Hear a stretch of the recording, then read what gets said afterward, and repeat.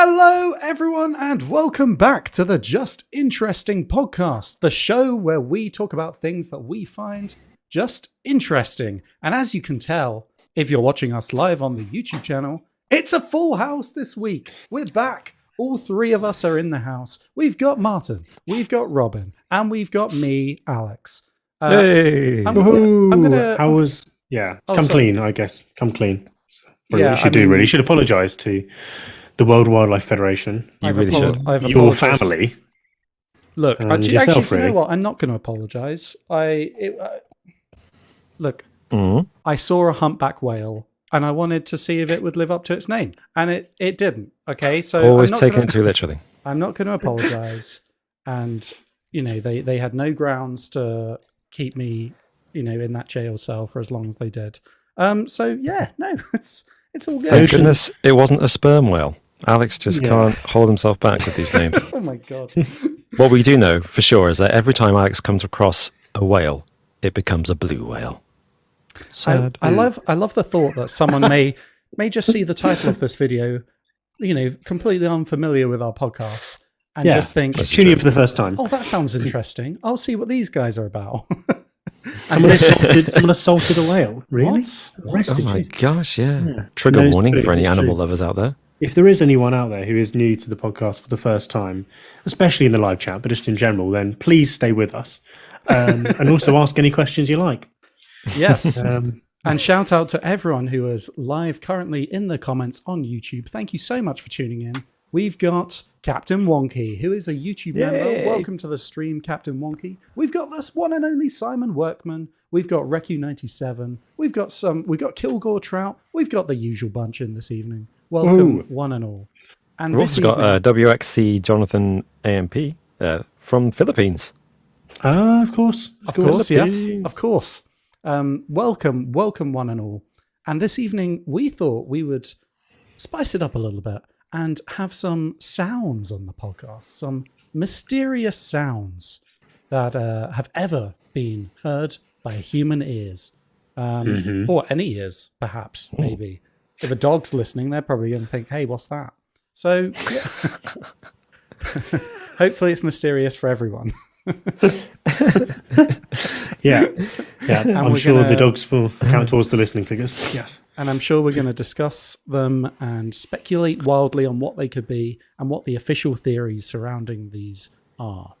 But before we jump into that, of course, we're going to discuss some things that we found interesting this week. And later on, we are going to have a quiz, an honest-to-God quiz. It has been so long since we've had one. It has. It's been missed having all three of us together.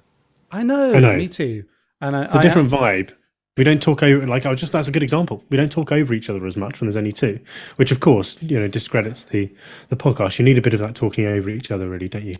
Otherwise, you can never tell if you just recorded it separately and spliced it together in a seamless way. Drop it, Robin. It's not happening. We're never going to do that. Damn it. The dream dies. It's a terrible idea at best. See, that has thrown me right off now. I've forgotten what I was talking about because I'm just angry about the idea again. No, quiz. And it is currently, you both are drawing in the quiz, and I'm way back on 3 points, and you are both way ahead on 5 points. So there is an opportunity for one of you guys to take the lead in this season's quiz. There can be only one. So stay tuned to find out who's going to win later on. But before we jump into all of this evening, would you both be interested in a riddle? Oh, yeah. Oh, yes, please do. Now, Robin, I listened to last week's episode, and I have to say, I was hurt and offended at what you had to say about my riddles. It wasn't directed at you. It wasn't you. You're not the problem. You used my name, so. I am sorry. I apologize. I like your riddles, Alex. So I'm looking forward to this latest one. So what I've done is find the most anger-inducing riddle I could find. Oh no, you don't! How dare you? This I hated this one, so I think you're going to really despise it. Okay, what have you got for us? George, Helen, and Steve are drinking coffee. No. Oh, what was this? Like some... I dislike it already. Bert, Karen, and Dave are drinking soda. I can't remember all these names. What were the first three called? Does it matter? Using logic, is Elizabeth drinking coffee or soda? What? No, sorry, just say it again. No, Go on, what? Let's do this again. Okay. George, Helen, and Steve are drinking coffee. Bert, Karen, and Dave are drinking soda. Using logic, is Elizabeth drinking coffee or soda? What? No. If you may want to write down the names. Yeah, There's your okay, one yeah, and go on. only- There's your one and only Okay, clue. go on, last time, what were the names? So George, Helen, and Steve are drinking coffee. George, Helen. This is incredibly white. They're drinking coffee. You're assuming, Martin. Bert, George, Helen, and Steve. yeah, George, Helen, and Steve. Bert, Karen, and Dave are drinking soda. Hmm. I mean, no. I can, What's Elizabeth? it's a 50-50 chance, right? Is Elizabeth Soda. drinking coffee or soda? Neither. She's having whiskey. She's drunk on the sofa my at home alone, crying into her pillow, thinking, why has no one invited me for coffee? Oh my God, And everyone Robert! rings her up and that says, is Elizabeth. the answer. Yeah, well done. Yeah. You've got it. Nicely done. There's more. There's more. The second question in this riddle is, what do the others say on the phone when she calls them up to ask them why they haven't invited her out? And they say, it's midnight. No one's having coffee, Elizabeth. That message was sent to WhatsApp yesterday. You're a day behind. Excellent. That's the answer. Yeah, That's the that answer. is the answer. Yeah, well done. Robin's got it. No, but stay tuned until the end, and I will tell you the answer and the ridiculous way that you can get there. The way that you Okay, found it. good. But I just wanted to say as well, if you're listening to this podcast on a podcast platform like Spotify or Apple Podcasts, did you know that we host these podcasts live over at Just Interesting on YouTube? Come and chat with us every night at 9 p.m. Every week Every night? at 9 p.m. GMT. Normally on Mondays, but I mean, it can vary. Let's be real. Yeah. Today is a Tuesday because, of course, it's Easter weekend. Of course, yes. I hope Yeah. everyone had a nice Easter. Did you guys have nice Easters? Yeah, lovely Easter. Good. I did, but I was at a wedding this Easter, so like couldn't really I didn't really celebrate Easter, you know. We didn't even have eggs. We had a few cream eggs, actually. That's a lie, but Well, that's something. That's Were something. no chocolate eggs allowed at a wedding? Is that one of the rules? well, there was some mini eggs on the table, but you know, Yeah, I know, but why couldn't didn't you just crack open the couldn't big just- ones with you the can giant just mug? nip into a corner and crack open a massive egg. Yeah, Oh, you could have done. I could have done. It would have been just during the ceremony started snacking. Yeah, sure. Yeah. Fine. To the happy fine, couple. isn't Sorry, no one's brought their wedding gifts because they all packed their Easter eggs instead. I love it. I guess there's a whole issue with chocolate over the dress and stuff. Yeah, fair enough. Yeah, Well, that's true. In public, at least. In private, though. No, do you no. like? Yeah. Exactly. I promise it's chocolate. Oh my goodness. Some kind of dirty protest. Well, fellas, I've been away for a couple of weeks, you know, which I can only apologize. I will apologize for that, but not the reason why I've been away. But I'm curious to know what you've learned in the last few weeks. So I'm going to go to Robin. What have you learned this week? Well, as it happens, Easter weekend, I was away. I was in Wales yesterday, on Easter Monday, and I went into the cathedral, and they had an exhibition on about the Shroud of Turin. You heard of the Shroud of Turin? Yes, an artifact with allegedly the face of Christ on it. The whole body, the image, Yeah. Purportedly the death shroud in which Jesus was wrapped when they brought him down from the cross, and his image, including the crown of thorns and all his injuries all across his body, is imprinted on the cloth. And they had this replica of it. So obviously the real thing's in, I'm going to say it's still in Turin. It could be in the Vatican, though, in Italy. And it's only displayed very occasionally. I think it's been displayed for 10 weeks in total this century so far. Wow. Because they like to look after it. Anyway, so fascinating exhibition. Learning more about it and got to see it, or an accurate life-size replica of it on cloth, in the flesh, so to speak. But as a result of that, I thought, oh, I'm curious to see what else there is to this. And in 1988, as you probably know, they radiocarbon dated it to try to figure out how old this piece of cloth was. And the results came back as it's not, the cloth is not old enough to have been wrapped around the body of Jesus Christ 2,000 years ago. However, since then, some scientists have re-examined the data from that study in the 80s and said that maybe the radiocarbon study was flawed. And actually, they didn't do it properly because it was the early days of radiocarbon dating. Yeah. And the people who did it were the British Museum. And last year, in fact, a year ago, I think this week, on a kind of anniversary of it, a man called David Rolfe, who kind of in the 1970s made a documentary about the Turin Shroud and kick-started this late 20th century fascination with it. And eventually his documentary kind of raised enough attention that it led to a scientific study, which then led to the radiocarbon dating by the British Museum. He started as an atheist and was converted to Christianity through his documentary that he made on the Turin Shroud. And he is one of those people who thinks the radiocarbon dating was not true. So last year, a year ago this week, he challenged the British Museum and said, do it again, prove it's a fake, and I'll give you $1 million. Wow. Yeah. Let's put your money where your mouth is, isn't it? Yeah, exactly. I thought that's a real wow. Firstly, does he have $1 million to his name? Because that's quite impressive. And the British Museum were like, $1 million means nothing to us. Probably. Yeah, well, that's the thing. Their response, I thought, was surprisingly nonchalant. Apparently, the only thing they said was they issued a statement saying, any questions about the shroud would best be put to those who currently care for it in Turin. Fair enough. Which is an offhanded way of, sort of, mate, you know. But yeah, I'm sure $1 million would go quite far, even for the British Museum. So why not? Yeah, absolutely. Why not? Yes. What are your, views on that? The Shroud of Turin? Undecided. I think it's fascinating. I think it's one of those. There's very few mysteries that seem to be unsolvable, although we made a few in this episode. And I think the Shroud of Turin is one of them. It's hard to imagine how we could ever figure it out. Who knows? Maybe we should do a whole episode about it. Maybe we should do. Yeah, that sounds good. Yeah, could be a good topic. Let us know in the comments, in the live chat, or in the comments on YouTube below if you watch this at a later date, or on Twitter if you're listening to us. Contact us at JInterestingYT. And let us know if you think we should do an episode about the Shroud of Turin, as well as your own thoughts, if you have thoughts on it, or whether you'd just like to know more.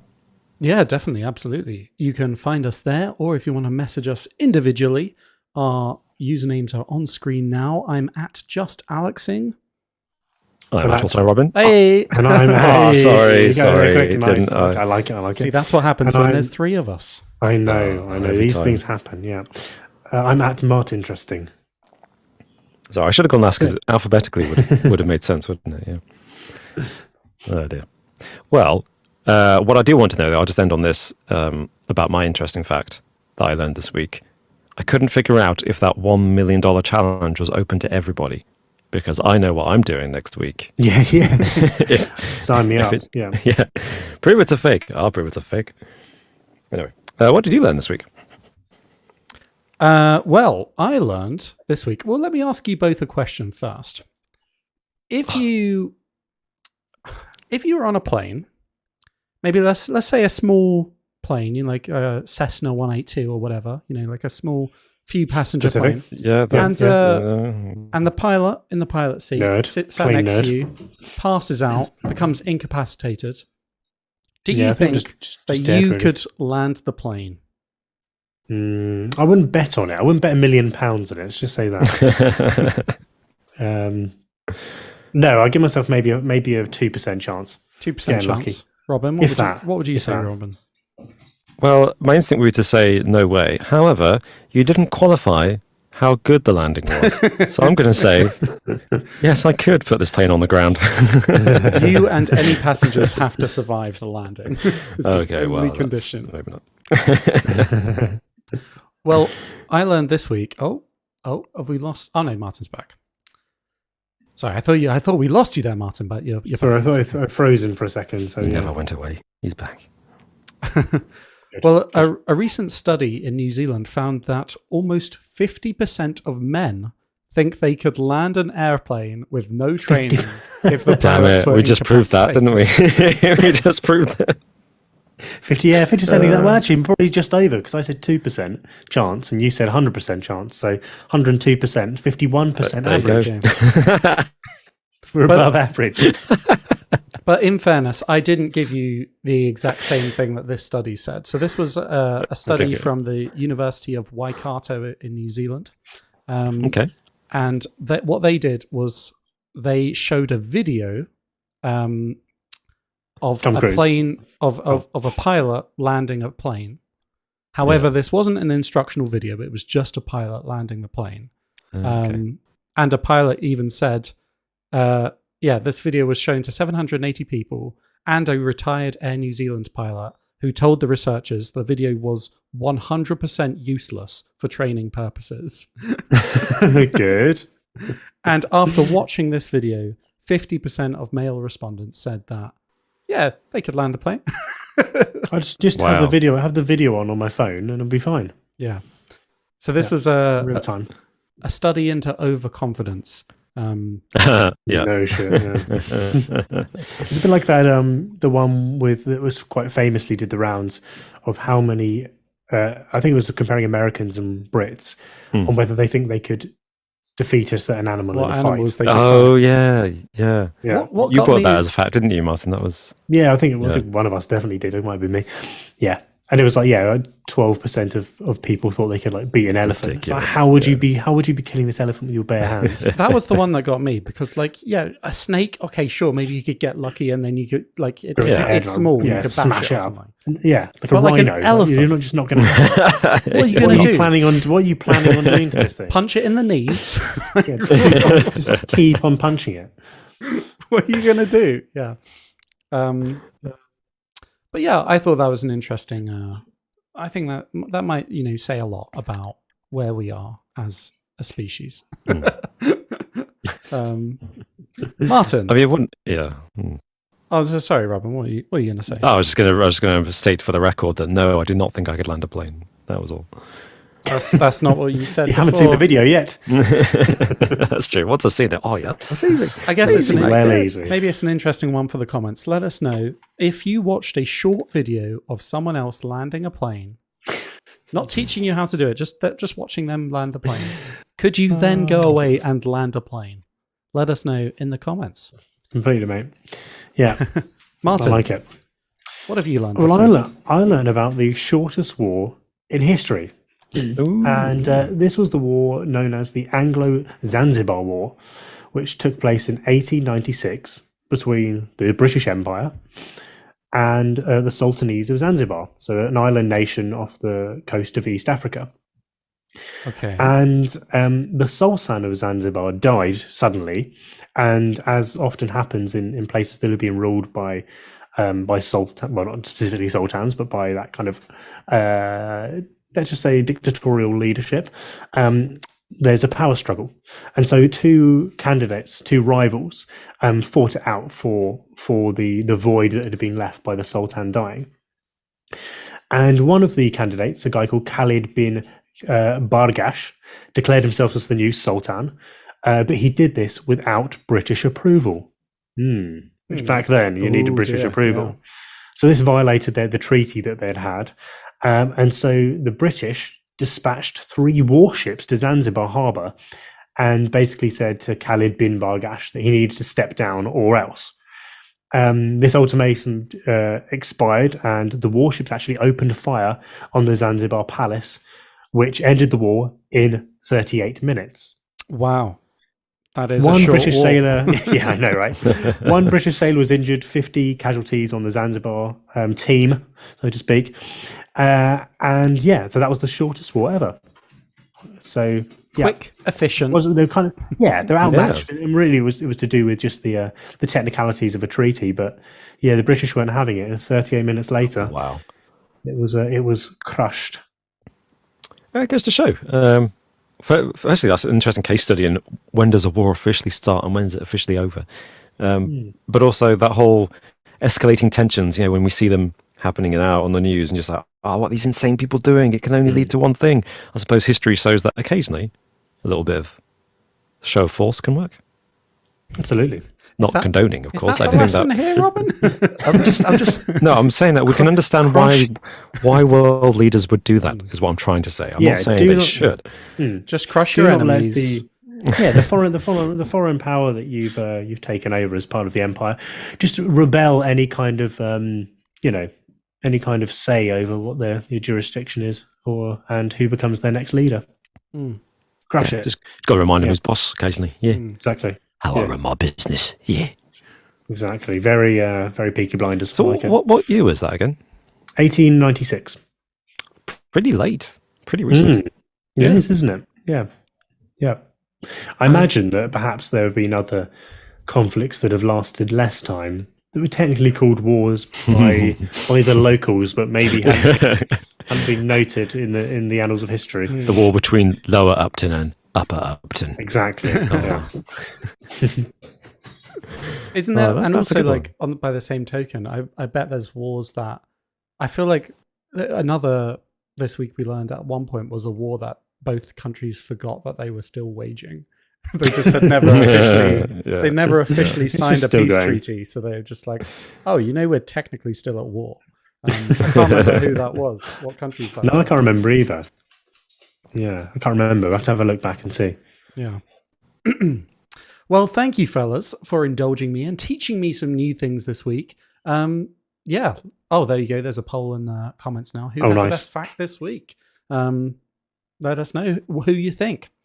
Shall we move on to some of our favourite comments from the past week? I think we should. I'm just gonna leave you 30 seconds because my dog, just for the listeners at home, this is very exciting, is trotting past me from the living room to the bin and back again, just carrying things, taking them out of the bin. So I need to shut the door, otherwise the whole bin will just be in the living room. It's not good. There's already a few things. Gross. Yeah, it's pretty disgusting, actually. Take your time. It's all right, Martin. Take your time. All right, see you in a second. Yeah, cheers, guys. Thanks, guys. Apologies for this one. Unusual request, but forgive me. That's an amazingly smart dog. What an amazing act of rebellion. He knows that will get Martin's attention. He's identified his weakness, and it says bin in his kitchen. So is the dog the British ships in this scenario, or is Martin the British ships? This is the shortest war in history, yeah. And Martin's going to lose it. The Great Bin War of 2023. Oh, man. So, Robin, were there any comments that you found from the last week that you wanted to discuss? Yeah, we had quite a lot of wonderful comments. We always do, but it was quite an active week, actually, on the old podcasts. On the last episode, where we talked about P.G. Wodehouse and how he helped the Nazis during World War II, which is a pretty crazy story, I thought. It was a really fascinating story, and worth saying if you haven't seen that episode. I know I'm not in it, whatever, but it's really that's a sad you couldn't be there. So go and have a listen to it. It's a great story. Yeah, so well, thank you. Yeah, I'm glad you found it interesting. It's always nice to know. 'Cause obviously, we only ever see the podcast from one side. We see the mirror. We don't get to see through the mirror. So it's nice to occasionally, when one of us does take a break and listens to an old episode, we can give each other some constructive feedback. But I had the comment from Post-Punk Poet, who on that episode said, responded to a question we asked about how will history view your actions of today, like P.G. Wodehouse, the way he acted with the Nazis during World War II. Was he really thinking about how history would view him? And Post-Punk Poet said, with the history book thing, what if in 100 years there's a page with Martin and Robin's face on it, denouncing them as haters of the Sweating Society? Oh, yeah. Yeah. I think there could be. It's a possibility. It is. And I think that's in response to a glib reference we made to one of our Patreon exclusive episodes, A Little More Interesting, where we looked at a scientific study that suggests sweat may help with people's anxiety. So Post-Punk Poet wasn't just randomly accusing us of being sweat haters, but we're not. Well, I don't think we had anything nice to say about the smell of sweat, did we, Martin? So yeah, not in particular. We had questions about the study, but it's a risk. It's a risk all of us podcasters and digital content creators with our faces and our voices out there for AI machines to manipulate. What views will we be attributed to?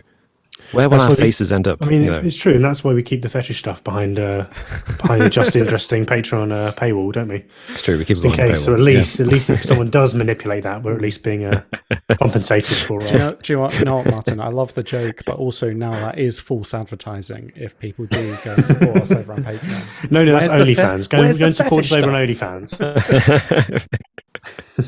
I mean, to be honest, if in 100 years the only thing that they have on us that they can disregard us for is disliking the smell of sweat, then I think we've come off pretty well. To be honest, I think that's true. We've done pretty that's a well. good point. How about yourself, Martin? Were there any other comments from the past week that you wanted to discuss? So I was going to grab a couple on people's thoughts of landing the plane, and C.S. Drummerson, an interesting comment, says, "I was in the Air Force for 6 years. I was not a pilot, but did sit in the cockpit once while landing in Puerto Rico in 2016. And I'm just saying, it did not look hard." Oh, right. Well, that there you was, go. but that was once in Puerto Rico in 2016. So, I mean, it probably depends on the plane a little bit, doesn't it? But honestly, you're one of the 50% there, C.S. Drummerson. One of the 50. This is the problem. However you respond to this question, you can't win because you're either one thing or the other, and it's easy to dismiss both. You don't know how to fly a plane. You don't have confidence. You think you know how to fly a plane, but you really don't. But also, maybe it is a case where it's like, if you do have the confidence to do it, then that will feed into your ability to actually do it. Do you know what I mean? Maybe it's just Absolutely, yeah. Actually, if you fully go for it, just give it your best shot, then maybe it will work out. Maybe, yeah. I mean, I think if you're in that situation, you would need to be confident regardless. So in some ways, it's a good thing that a lot of people feel like they could. Yeah. Because they're more likely to take, hopefully, would be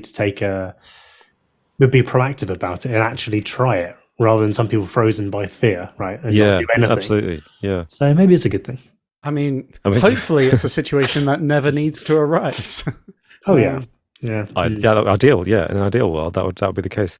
I bet if I were in that situation, though, I'd be one of those people who takes the middle path and spends enough time obstructing the people with confidence, trying to undermine their confidence and say, "You don't know how to fly the plane. There's no way you know how to fly the plane." That will just crash in the meantime. Yeah.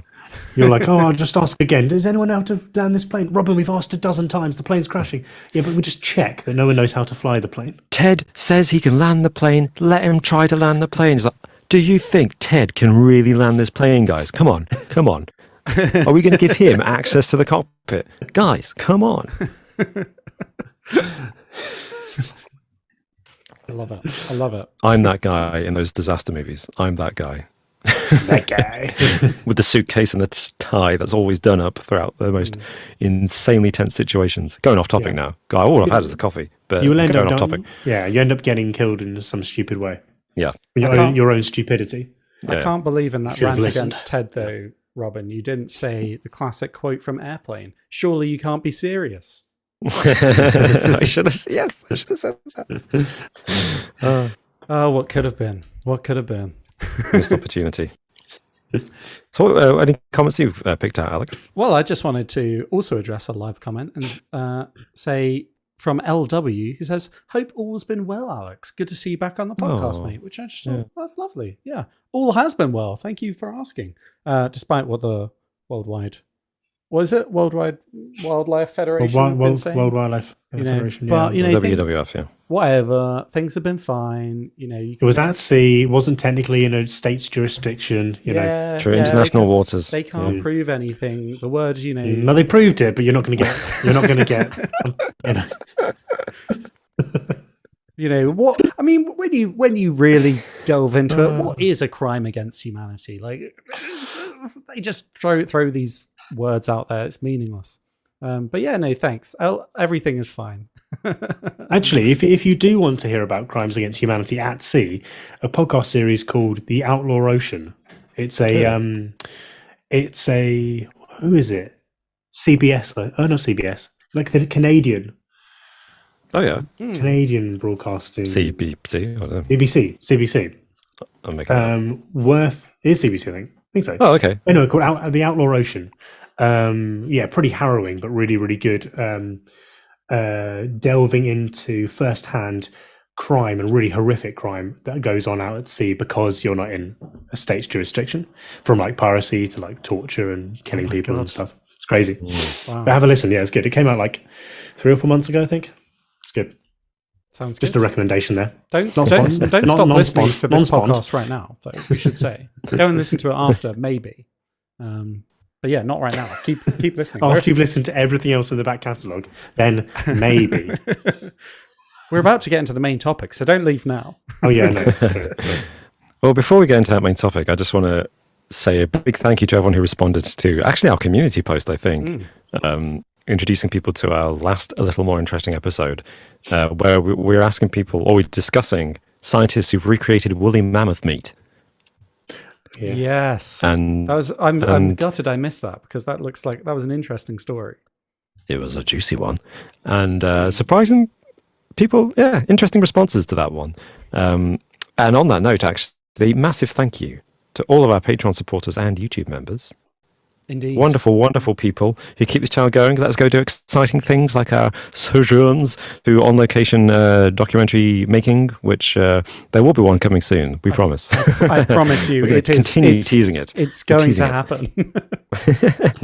And special thanks to some special people who are Rashad Najar, Caleb Wilkerson, Kurt Jones, John Baker, Janie, Henny Ruffle, Super Show Podcast, fantastic gaming podcast. At least recently some tragic news from them, but they're still going. Go check them out. They're wonderful.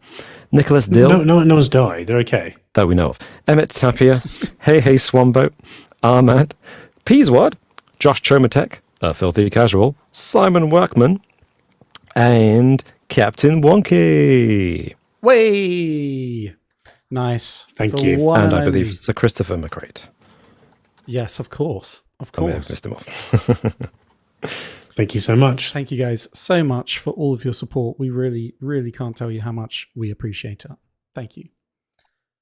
Well, fellas, shall we get into the main topic, which is mysterious sounds? Ooh. Yeah, I'm looking forward to this. It's surprisingly, there's been very little audio first on the podcast that's, specifically sounds or taking sound bites from elsewhere, considering we are a podcast. So it's a first, really, isn't it? It'll be an interesting one.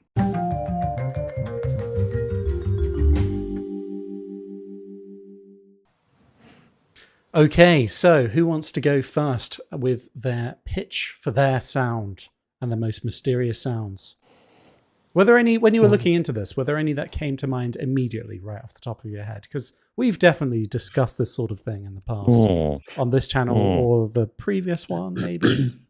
So, yeah, and quite frankly, the one that I'm doing on the channel that shall not be named, a previous channel in a previous lifetime, we covered at least one of these. One in New Mexico, a mysterious sound called the Teos hum.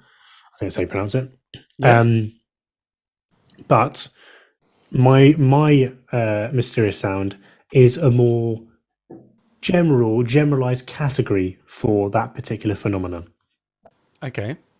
So maybe I should go into mine first. Yeah. How are we going to do this? Do you want to play a sample of the sound first? Is that how we're going to do it? That's a good idea, yeah. I'd like to hear what you're doing. Let me know when I can play it now or I can play it after. It's up to you. Well, I was going to say, as a bit of a disclaimer for this one, the one that I'm doing is called the hum. Okay, so a more mysterious hum that is...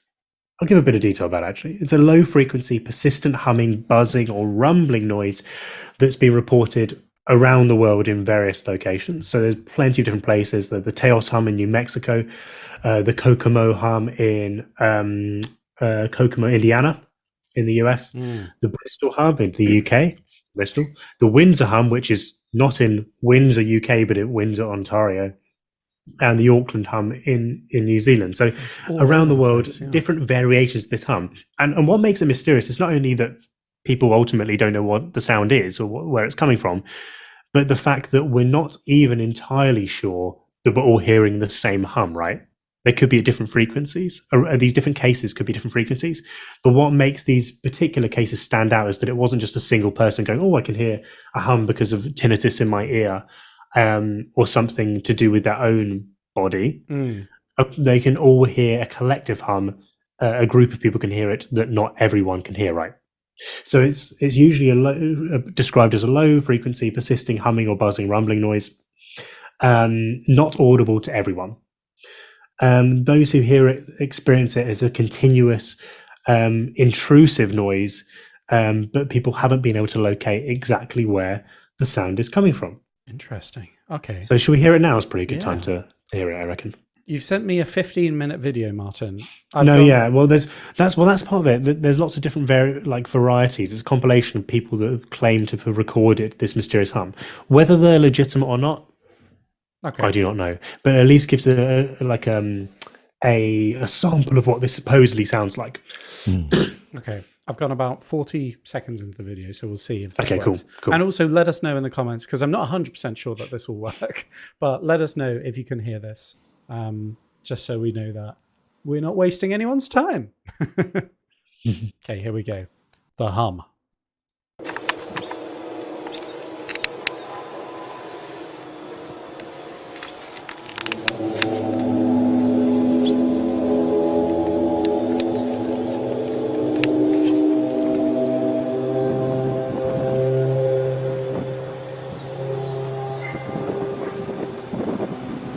Wow.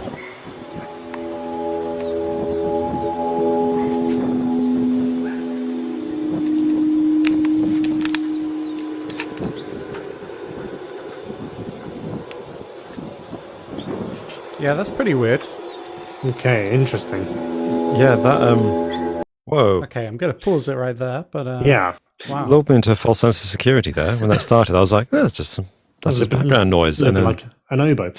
that very distinctive, musical, quite a musical. Yeah, I mean, and some of them, if you go to different examples, some of them are more monotonous than that, right? They're like a single note that just Let's keeps try and on find going. a different one, shall we? Yeah. Let's go. Anyone in particular that springs to mind, or Let's just go for a miscellaneous. Just see what it comes up with. okay.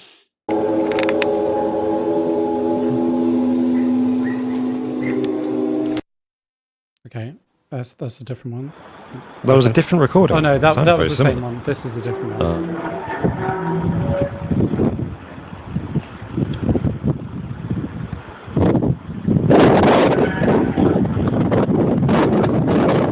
I mean, that's just wind. Dinosaur. Yeah, you can hear something kind of in the background. Yeah, that but one's not the that best. clear. How about what's that? 11 minutes and 38 seconds. I'm just. Oh.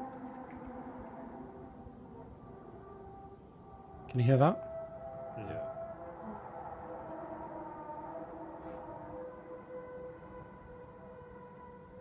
That one's quite quiet, more off in the distance. Yeah. It's creepier, actually. Yeah, that one was. And that one looked like it was at nighttime as well. Although for some reason, them being in the daytime creeps me out even more. Like, Yeah.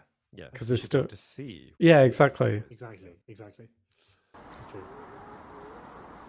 Here's a different one.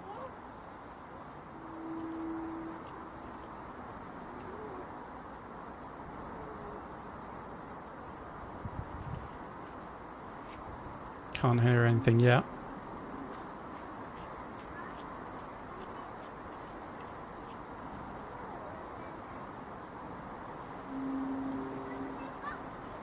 There we go. Yeah, you can hear the Little sound. tiny thing.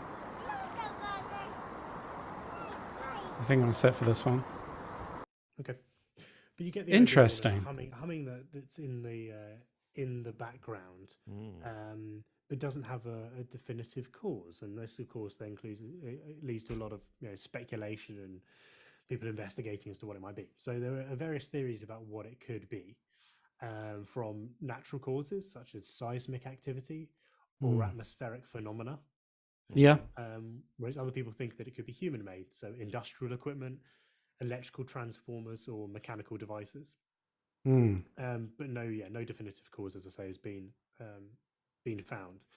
And as I mentioned, it's been reported across the world in lots of different regions, and people experience disruption, obviously, to their concentration, to their sleep, and ultimately to their quality of life if it's a persisting issue. And in some cases, there have been rumors, although of course it's very, very hard to quantify, that people have actually taken their own lives as a result of just hearing this continuously and not being able to do anything about it, and no one else being able to hear it, and it causing issues. But of course, when we're talking about that, it's a very complex subject, isn't it? We're talking about various factors in terms of suicide. So I don't think you can attribute it directly to this, but it's something to bear in mind. So examples. So one of the most famous examples is the Taos hum in New Mexico, which was first reported in the 1990s. And residents of Taos and the area surrounding Taos heard this low frequency humming, buzzing noise. But they actually described it as similar to the sound of a diesel engine running or distant thunder, which is slightly different to what we heard on the video there. But no conclusive evidence as to what it was. The Kokomo hum, which is in Kokomo, Indiana, in the late 1990s. That sounds like a type of dance or the Kokomo. Hey, you want to go do the Kokomo hum? Kokomo. Again, a persistent low frequency rumbling, humming noise. So yeah, investigations by different agencies in the local area didn't identify any source of the Kokomo hum. Then the Bristol hum, which was a case of the hum reported in Bristol in the United Kingdom, the southwest of the United Kingdom in the 1970s. And residents in Bristol heard a low frequency humming or throbbing noise, they described it as, that was persistent and carried on for several hours. And again, no one knows exactly what caused this. The Windsor hum in Windsor, Ontario, and this was slightly more recent, around 2011. Again, low frequency rumbling, humming, buzzing. But actually, in this case, it was described as being like felt as much as it was heard. So like a buzzing going through through the resonant's body, like when you stand next to like a speaker and you can kind of feel the exactly the bass. Exactly. Yeah. And then the most recent, well, actually that was 2011, slightly less recent, but still very recent, is the Auckland hum in New Zealand around 2006. But of course, Auckland, New Zealand, quite a seismic hub. So that's an interesting thing to bear in mind. But that was just the sound of loads of amateur pilots trying to land a plane. Again, low frequency humming, rumbling, described as resembling distant heavy machinery. I think what's interesting with all of these hums is that the earliest one reported from like the main case studies is the 1970s. And that's only 50 years ago. And think about all of the changes that have happened within the last 50 years. The huge increase in electronic devices, of motorized transport. So that's worth bearing in mind. But ultimately, we don't know what caused this. Industrial reported here, sightings. What do you say? Hearings. Well, it doesn't. Hearings. It seems like the Bristol hum was one of the earliest. Ones that was en masse, that multiple people heard. Of course, some people say it's probably just like, it's just the different frequencies that you can hear. You have a certain range in which you can hear a lower frequency. It could be that. It could be tinnitus. It could even be mass hysteria, right? Some people claim to be hearing a mysterious sound, and then they tell you about it, and suddenly you feel like you can hear it too. We all know from when we did the Mattoon, the Mad Gatter of Mantoon, that it's quite easy to start imagining mysterious smells or mysterious sounds when other people in the area have been hearing the same. It's been reported widely in the media. So things to bear in mind, but ultimately we don't know what the mysterious hum is. So heading over to the comments, Simon Workman and C.S. Drummerson in the comments said, these sound kind of like trains braking in the distance. And I'll admit, when I heard the first one, that did remind me of a sound I used to hear when I lived quite near like the train tracks before, and hearing the sound of trains braking, that does actually sound kind of familiar. Yeah, It didn't I mean, sound that's exactly like that, though. It sounded more, mechanical and more industrial when I Yeah, heard I'm it. tempted to veer away from that as an explanation, precisely because I still live near train tracks. But as it happens, coincidentally, everywhere I've lived as an adult has been near train track. So I'm very familiar with the sound of trains braking, and I can see, I get it is similar to that sound, but it didn't sound quite right because it didn't. It's not as low. Yeah, it's not as low and didn't sound like it was moving. Normally when trains brake, you It's can like a high-pitched screeching almost. yeah, and you can kind of hear the object moving as well. Whereas that was just a kind of like it didn't sound quite like that. It didn't sound like a vehicle in the distance passing by. The difference is, of course, I know what a train sounds like to my human ear in the moment when it's reflected off buildings around and wherever the people were making those recordings. It could be in a completely different environment. And it's obviously recorded on a device, so it might sound slightly different to how it sounds to the human ear. But they sounded definitely more like machinery. Those first couple of recordings that you played, something mechanical, which you would hope would make it easy to identify if it was some big machine, big vehicle, giant crane, or something going on. You think, I can see where the building work's taking place or whatever. Can't identify it very easily, then it's really spooky. But if you're in the middle of nowhere, you've gone for a nice walk in a nature reserve and there's some mountains either side of you, and on the other side of the mountains, just outside the nature reserve, they're building a giant visitor center or something, and noises being bounced around the canyons or valleys that you're in, you have no idea. Yeah, that's very true. That's what the skeptic in me says. But and also P. Greg in the comments says, are these continuous events or just one-offs? And you would think if these were continuous events, which they would have to be if it was the sound of a train or something like, or factory like you're getting at, or like building works or something, then you would eventually be like, oh, what's that weird noise? And then someone would be like, oh, it's the train's braking. It's the train. Yeah. Whereas I think these weird people out because they're kind of one-offs. Yeah. So that, also makes me kind of think maybe it's not that. Yeah. Also, I like some of the suggestions in the comments. We've got some suggesting maybe it's underground. I love that. Yeah, that's great. Yeah. Someone said mole people. Ryan Thurston said mole people. And then,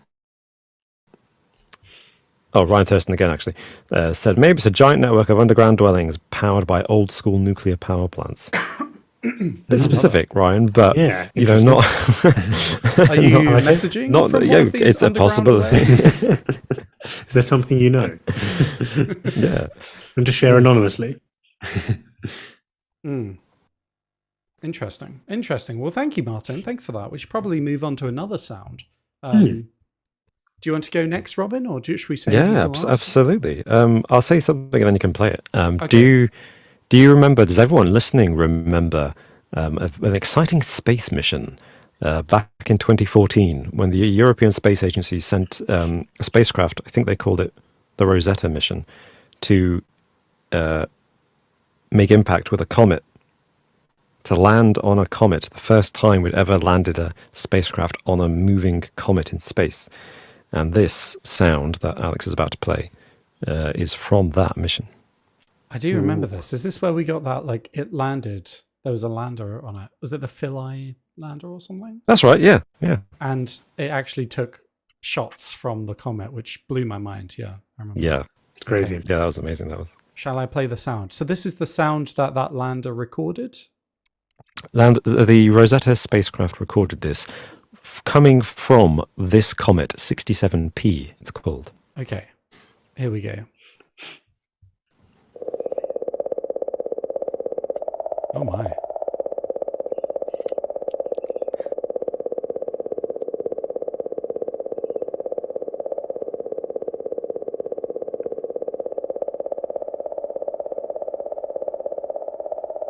Yeah. Ooh. Weird. Ooh. Made me shudder. So a couple of facts for context. That sound has been altered, actually, because the sound they recorded is below the human range of hearing. So I think our hearing is limited to between 20 hertz and 20 kilohertz, and that sound was at about 40 to 50 millihertz. So they adjusted it so that we could hear it. Okay. But that is pretty much what it sounded like. And I don't know about you, but it's kind of tuneful, I thought. It's kind of like a little musical hum, like the comets going. That sounds a little bit like something you'd hear an alien. It does sound weird, though. It sounds a little bit. bit like a signal, doesn't it? It does. Oh, yeah. I thought. Or as So this Sam was Wilson recorded- said in the comments, it's a woodpecker that was stuck in a spaceship. In it. Yep. There you go. Solved. Problem solved. Yep. Also makes sense. It's a great show. So it was recorded in August 2014 when the Rosetta craft was approaching the comet. And what was particularly mysterious about this signal is not only does it sound quite weird in and of itself, but they've recorded sounds coming from comets before, including Halley's comet, that orbits the solar system, passes by the Earth every, 200 years. So they know that comets make noises, just like space has a background noise. But no comet sound has sounded like the Comet 67P's sound. All comets that they've recorded so far have very similar frequencies and very similar songs that they emit. But this one was unique. Did they know where this was coming from? Well, this is the mystery.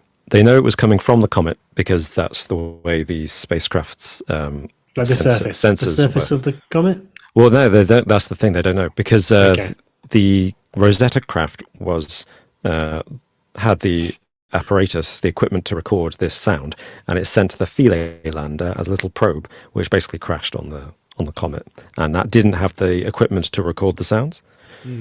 So they couldn't investigate exactly where the sound was coming from. They just knew it was coming from the comet and being picked up by the spacecraft. So they couldn't track it down any further.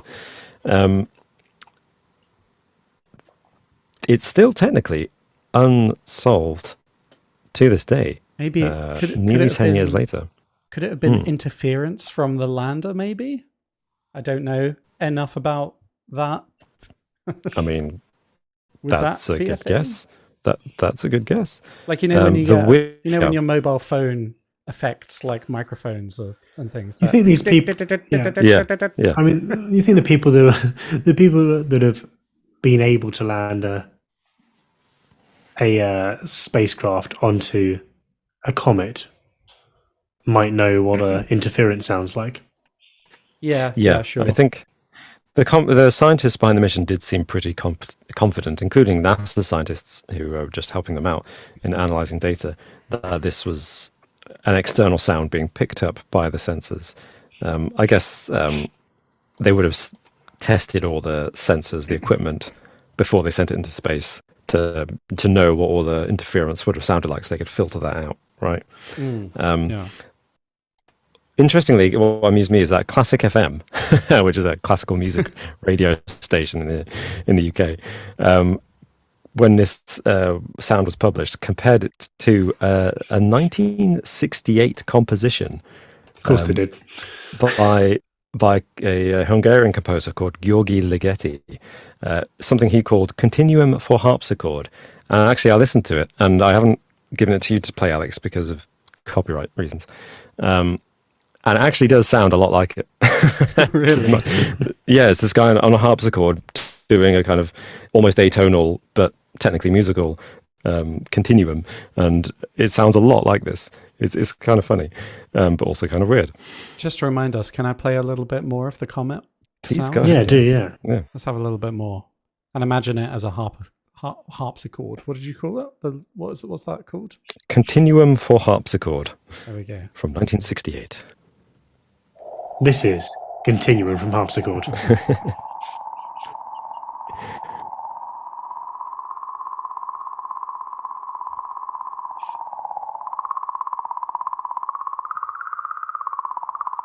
Oh, that's so weird. Well, that's quite, yeah. Kind of like dolphin clicks. Yeah. Yeah, it's quite clicky, isn't it? Yeah. Sounds like a wonder- clicker from The Last of Us. Oh, yeah. You could definitely use this to torture somebody if they Mm. haven't already. Oh, CIA yeah, it's really taking notes. piercing, isn't it? Yeah, it's horrible. Yeah. Well, the head of space physics and space sensorics at the Technische Universität Braunschweig in Germany, who was working on the project, Karl-Heinz Glasmeier, said, "This is completely new to us." And then a few years later, he came back and said, "We might have an explanation for what caused this sound." But I'll read it to you, what he said, and I'd like to know your opinion. Okay. So he qualified this possible explanation by saying, "It's a bit difficult to understand without understanding plasma physics. So we need to know more about plasma physics. But it may be..." Okay, let's leave it at that. It may be the magnetic field of the comet is being wobbled by ejections of plasma from within the comet. And as it travels through the magnetic field, it makes it shimmer at a frequency which generates this sound. And he compared it to a garden hose. Imagine the plasma, this kind of ethereal fourth substance, state of matter, that is, liquid, gas, solid, and plasma. Imagine that is like the water going through a garden hose. And, if you turn on the water, the hose behind you, the water pressure kind of makes the hose wobble a bit. Sure, yeah. Yeah. We've all done that. Anyway, he compared it to that. But he did say it's not a perfect analogy, and they don't understand plasma physics enough. So I like the theory, though. That's interesting. It is interesting. And who knows, it might also be right. But I did find it amusing that, having had no explanation, a few years later they come back and say, it could be a type of physics that we don't know. Yeah, I mean, that's a great... That's what it came down to. We don't understand. Yeah. But we're scientists, so we have to say something. Yes, yeah. If that is... Interesting thought, though. If that is the answer, I can imagine in the future, like, either human race or an alien race. What's the, really advanced civilization type? Is it type 3 or type 1?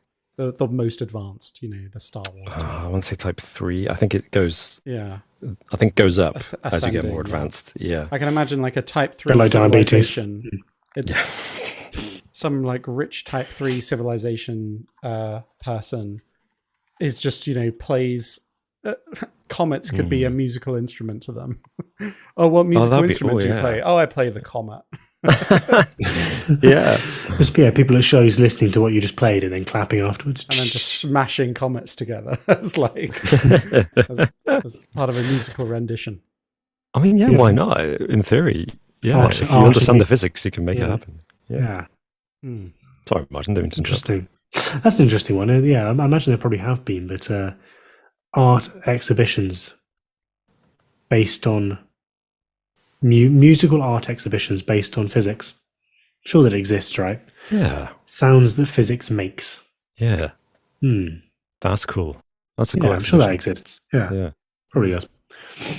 Oh, that nice is an one. interesting sound. It is. I mean, when you're not sure, you just say aliens. There are aliens on that comet. Yeah, exactly. Now we know. Wouldn't it be sad if that was through space-timey, wimey, wibbly-wobbly stuff, a future astronaut gets sucked into a wormhole and lands on that comet in the past, and the only thing he can do is I know, I can rig this. I can rig this little device to generate a frequency that no other comet can make, and then they'll know it's me, and we just ignored it. And Matthew McConaughey somewhere is just going, "Come on, TARS!" Yeah, you're just listening to the scientists we just don't know enough about it. Yeah. I'm here. Well, one day they figure it out, actually, this is a message saying, Matt Damon, Martian, me, help. I think he's trying to say, shoot me. Oh, amazing. What's your mysterious sound, Alex? Well, I had to go to a classic one for this, which is definitely one that we've spoken about before. You've taken us to space, Robin. Martin, you've taken us to the skies. And of course, I have to take us to the deep of the ocean. Oh no! Oh, good. So I like it, variety. yeah. In the vast and mysterious depths of the Pacific Ocean lies a mystery that has baffled scientists for over 2 decades. A sound so strange, so otherworldly, that it defies explanation. And this was recorded in 1997 by the National Oceanic and Atmospheric Administration. This is what's known as the bloop. Good. Ooh, good start. Here we go. Hopefully it'll get a bit louder. Oh, there we go. Yep. Oh, something's happening.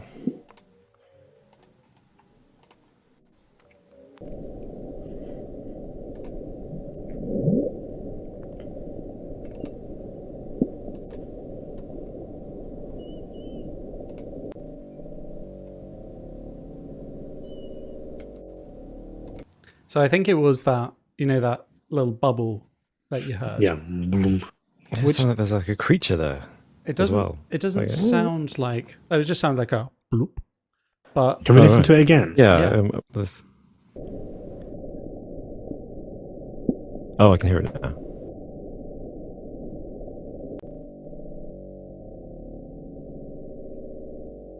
Just goes to some hardcore electronic music at the end there. I think that might just be like the machine. It's the sound of the sea. Sound of the underground. Could I have some peaceful sea sounds to lull me to sleep, please? I love Sam Wilson. It's going to be the noise the world made last week.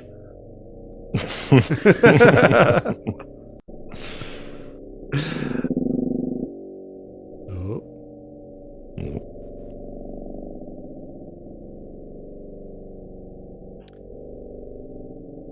So there you go. And I think what we should say Okay. is we'll put a link to all of these videos in That's a good the idea. description of the video, so you can go and listen to the full ones after this podcast. But this was recorded in 1997. And yeah, at first, many people believed this sound was possibly from an enormous sea creature lurking in the darkness. But as researchers dug deeper, they began to uncover something more mysterious. This was recorded in a remote location in the Pacific Ocean, roughly 1,500 miles west of the southern tip of South America, near the South Sandwich Islands. So really kind of out in an area of the ocean that we haven't really explored all that much. Well, I mean, we've hardly explored much of the ocean, but this area in particular is very isolated. It's one of the furthest away places from much land, like anywhere on Earth. At first, it was believed the bloop may have been caused by volcanic activity from the nearby, fantastic name for it, Cthulhu Seamount. Wow. And I believe that it was named that because in the book, the H.P. Lovecraft book, this was the area of the ocean where Cthulhu was found, I believe. Great relay rises from the deep. Wow. That's cool. I like that there's a fan scientist involved Yeah. there. And this theory that it was volcanic activity was supported by the fact that the sound occurred several times and was consistent with the sound of an ice quake, which is caused by the fracturing of ice in glaciers due to volcanic activity. So that's one option. Really? Okay. But what caused the volcanic activity is my question. Yeah, and was there seismic activity? Oh, sorry, volcanic activity. Oh, at the exact time of the bloop. Yeah. Very good question. Was it Cthulhu? It was Cthulhu. Well, I mean, yeah, other researchers have proposed alternative theories to this one. And some suggesting that the bloop could be a biological sound produced by a large undiscovered marine animal. I mean, that's still potentially terrifying. Well, yeah. There's a large creature down there that we haven't come across yet. Shark bear. It's worth saying as well, it just sounds like the bloop, doesn't it? It just sounds like a bubble. So Yes. listening to the probably thing just bubbles. probably doesn't actually sound that creepy. But to put into perspective, this is the loudest sound. Like, if this was a creature, this would be louder than any other creature known. Yeah. known that's alive Picked up today. from It's pretty crazy. miles away in the deep, deep ocean. Yeah. Picked up by like thousands of miles away. I think this sound could be heard from multiple monitoring stations in a 3,000-mile radius. What? So Just imagine if it was on land. exactly. Yeah. Yeah. So this was incredibly loud. And I think you don't really get that context when you just listen to the clip, obviously. No, in fact, it sounds, if anything, it sounds quiet. Yeah. Turn it up. Switch full it up volume. Turn it up to 11. Yeah. Yeah. But presumably, if you were underwater in the vicinity of it, you would know. You would Yes. absolutely know. Yeah. And then it would swallow you. Quite possibly. Yeah. And one of the bits of evidence that supports the idea that this could be a biological animal is that it had a unique frequency pattern. So I think it's different to other, less regular, I think is what they were trying to say. Like it's less, it's not like a regularized, consistent sound to it. There's a distinctive sound profile for noises like volcanic activity and seismic shifts and ice breaking. They know what that sounds like. They've seen the sound waves. Yeah. That's what you're saying. So they know what that should look like on a this graph. was just like kind of just out of the blue almost. Exactly. I think that's it, isn't it? Nice, nice. Thank you. I think it's when you can speculate over what it could be. You know, is it mechanical? Is it volcanic activity? Is there something else? It's when they should know and have theories about what those other things should sound like. That there then becomes this huge, real gulf in our knowledge, and that's what makes it interesting, I think. But yeah, I mean, I'd love it to be a super deep underwater creature, just basically just shouting across the ocean. But then you'd think that you'd hear this more often if that was the case, right? That is, I think, the biggest evidence against this theory. Yeah. Right. But, you know, if it was, why has it only been heard at this one instance in 1997? If it was like some kind of biological creature. But having said that, again, we even 20 years later, we haven't explored much of the ocean. There is definitely, you know, enough room in the ocean that there could be a massive animal that's going undetected, possibly. 100%, yeah. Yeah, it's a possibility. Yeah, absolutely. And if there was James Cameron keeps trying to find it, but if there was a specific animal, some have speculated it could be a giant squid of some kind. And the sound could be the result of the squid's movement or its tentacles rubbing together. Like a supersonic boom as it goes through the water. Or it could be some unknown species of whale that has yet to be discovered as well. But it would have to be massive in that case. Imagine that if there's something bigger. Do you think there's something bigger than a blue whale down in the depths of the ocean? I think there could be. I mean, why not? Because until we found the blue whale, they must have had a largest creature ever. Yeah. I mean, I struggle to imagine it, but I don't want to be close to any biological phenomenon. I think like bigger animals than the blue whale have existed in the past, haven't they? Or is that not true? I don't know. No, that's true. The biggest dinosaurs, obviously. There have been bigger dinosaurs. Sorry, dinosaurs bigger than anything we could possibly imagine. They have existed. That's true. And yeah, some extinct species like it wasn't the saber-toothed tiger. I think it was a mammal, that giant bear type thing. Yeah, man bear pig. Man bear pig. But like in the past, like millions of years ago, there just generally were bigger animals. Like you look at like the megalodon shark, probably wasn't as big as a blue whale, but it was massive, wasn't it? So maybe there could be some giant species of whale that still, you know, yet to be discovered. All I think with that kind of thing though is if there was an animal like that, it would have to be eating constantly. So what is it eating? Yeah. That's the scary That's what part. we'd probably notice, right? I think Martin, you may have just said it, but someone in the comments has said it. You know, there's always a bigger fish. There's always a bigger fish. Always a big fish. Yeah, true. Probably the greatest line from the prequels. Oh yeah, no, I did. Yeah, I was going for the big fish, the Jar Jar Binks classic reference. When they're trying to escape from the underwater city. I can't remember the name. What's the underwater city called? Gunga City, I think. Gunga City, yeah. They go from there hidden to place, Naboo, right? Oh, amazing. Cool. Oh, thanks, Alex. That was good variety, good choices. I don't who. Ooh. Oh, sorry. Let us know in the comments. Oh, sorry, more should say, information. more recently, there is a new theory that's emerged for what the bloop could be. Some researchers now believe the bloop could be the result of a cryoseism, a seismic event caused by the sudden release of built-up pressure from expanding ice. Oh, I like the theory. That sounds about right. This is based on the fact that this occurred in an area known for its cold temperatures, and it's had similar characteristics. Like later research has shown, this has had similar characteristics of those of other known cryoseismic events. Okay, interesting, so and also not very frequent, I imagine. So so difficult to replicate unless it's on this scale. Yeah, that sounds good. I like it. We'll say that. Yeah. Okay. Done. But I mean, we should say this is still unsolved. Yeah. Well, I think we've solved it, mate. No. It's still just a working theory. I do love that, though. It's one of the cool things about science. They do tend to persevere at things, and they discover new things that explain older mysteries. Sometimes it probably is a natural phenomenon, though, isn't it? Deep under the ocean, unlikely to be, North Korean nukes or anything like that. No crazy conspiracy theories. Could explain this.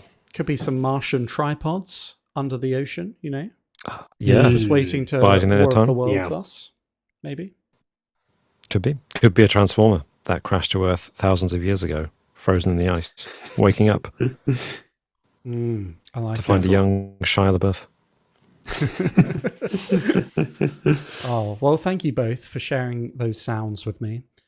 Now, would you both be interested in doing a quiz? Most certainly. Ooh.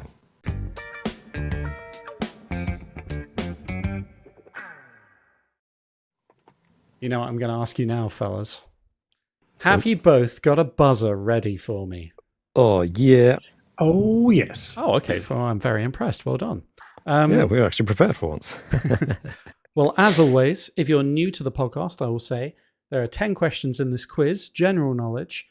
And if the first 3 people, feel free to write the answers in the chat box if you know the answer, if you're watching us live.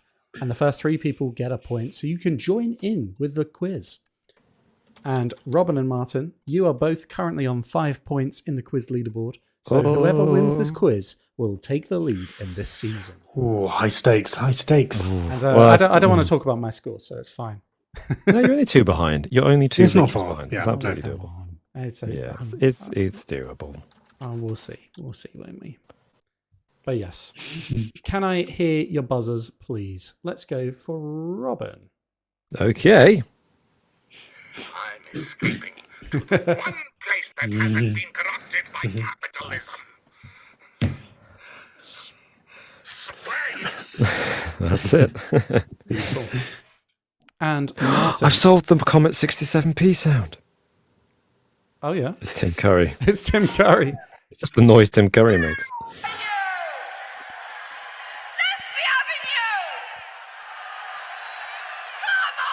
Nice. Martin's gone for classic Delia there. Oh, it's been too long.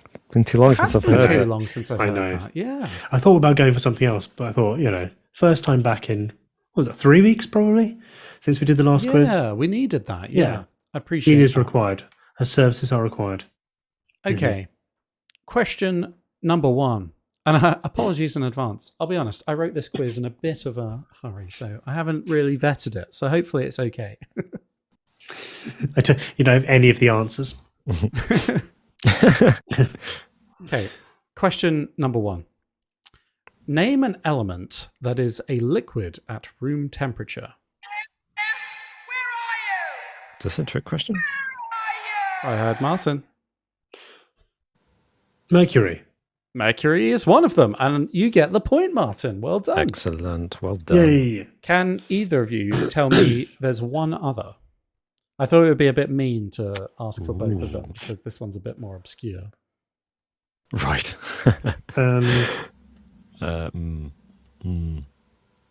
Neither of you got your chemistry I'm degree. afraid I don't know. Yeah, No, I didn't do chemistry. been a while.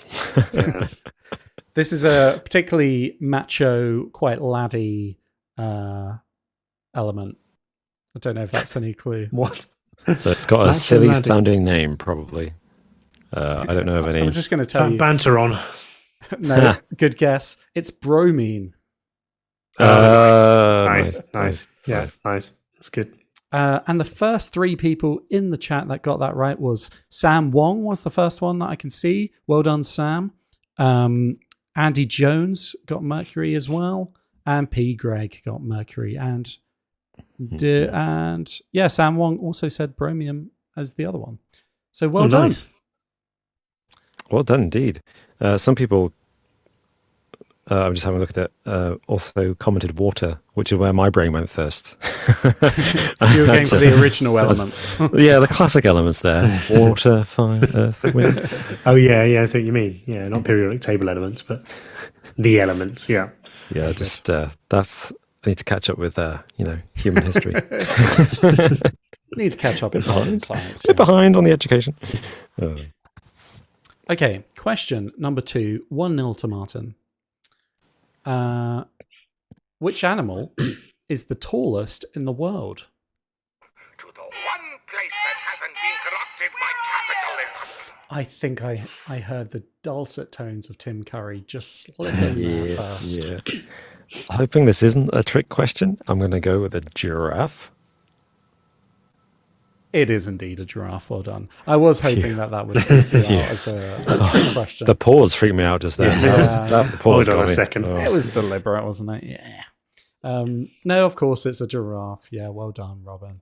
Very good. First people to get that was Andy Jones, Recu97, and the Jagman22. Well done, and everyone got that, I think. So yeah, a bit of a straightforward one, but I was hoping that might trip someone up. If we were doing the QI, That would have been.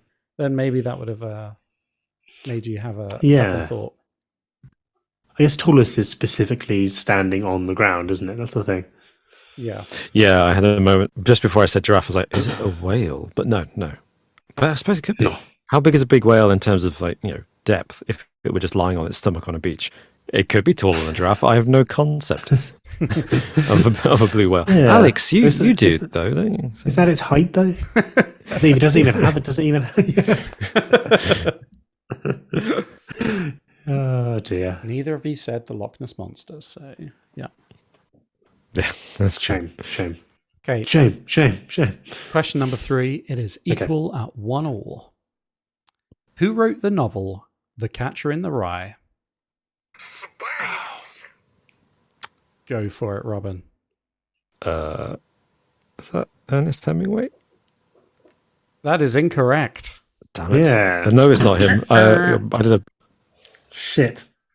Oh, I know. That's I do not know. shit. I do know. I don't know. I can't remember. Have I a guess. recognise the name, but I don't know. I don't get it. It was kind of only really known for this one book. He did write others, but Yeah. this was Yeah. his popular one. Bit of a one-hit wonder. Never actually read it. Yeah. Did Go he for actually stop writing after this? Because it was like such a big success. It's J.D. Salinger. J.D. Salinger. With a G. Yeah. Well Sounds done. right. That is correct. Well done, Well Robin. done. Very good. Yes, very of good. course. Inspiring lots of young men everywhere and occasional assassins.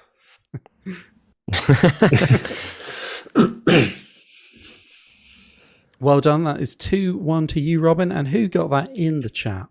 I think the first one to get that was Sam Wong. Absolutely on it today. Yeah. And then James Linton, 17, also said J.D. Salinger. And Kilgore Trout got that with Salinger. So well done, everyone in the comments. Okay, question number 4. In 2019, what did scientists manage to get an image of at the center of the M87 galaxy? Space.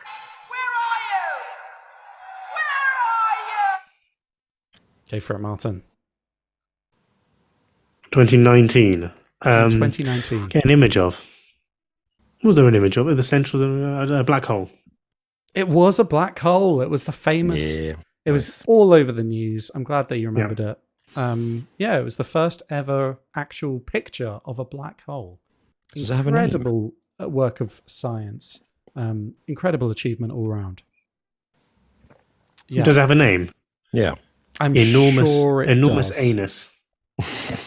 It's probably going to be something quite boring, isn't it? It's like the M87 black hole. Yeah. Black hole 1. That's what it should be called. So who got that in the comments? First person, I think, was Old Greg's Creamy Baileys. Got a black hole. Classic. Though. And then second was C.S. Drummerson, followed closely by James Linton 17. Well done, everyone else who got it as well. But you guys get a point. Question number 5. If you're ready. Okey-dokey. In 1997, who became the youngest golfer to win the US Masters? Well, the younger. That was Martin. I think I did hear Martin first, I'm afraid, Robin. That's okay. 97. Tiger won it in 97. Yeah. Tiger Woods. Of course it was Tiger Woods. Yes, well done. Well done indeed. You guys have been on it with this quiz, though. You might have made it too easy. I probably I must would have confess, guessed that. I would have got that answer, but only because Tiger Woods is the only golfer. He's the go-to guess, isn't he? He's the one. He's yeah. the only one. If you know nothing know who about won- golf, you guess Do Tiger you know who won the Woods. Masters this weekend? Oh, there was a Masters this weekend. Is it Masters was this weekend. Tiger Oh, Woods. okay, right. It wasn't Tiger Woods. Tiger Woods made the cut, but then went out injured. Oh, of course, yeah. I did actually see that in the news. Yeah, he retired from the tournament. Yeah. And it was John Rahm from Spain. Yeah. Oh, well, Yeah. I'll try to remember that name for Yeah. next time. Yeah. Fair enough. Yeah. Congratulations, John. John. Well done, John. Who got that in the comments? Recu97 confidently said me. Unless you are Tiger Woods, then I'm going to have to say no. Oh my God, we got Tiger Woods in the chat. Tiger Woods is a listener. What? That's amazing. Recu97 is Tiger Woods all this time. Well done. Andy Jones says Tiger Woods. Old Greg's Creamy Baileys got in there with Tiger Woods. And the Jagman 22's getting onto the scoreboard with Tiger Woods. Well done. Well done to the three of you, and well done everyone else to guess that correctly. Okay, 3-2 to Martin as we go on to question number 6. Oh, he's sailing away with it. He's one sailing away. point ahead, Robin. 3-2. Stop with your mind games. This has been a ding dong boxing match. This one. Oh, not now, 1-0, not anymore. 2-1, 3-2. You know, we're back and forth through the rounds. Okay, question number 6. In 1937, in Rugby, England, Sir Frank Whittle ground tested the first what? Place that hasn't been corrupted by capitalism.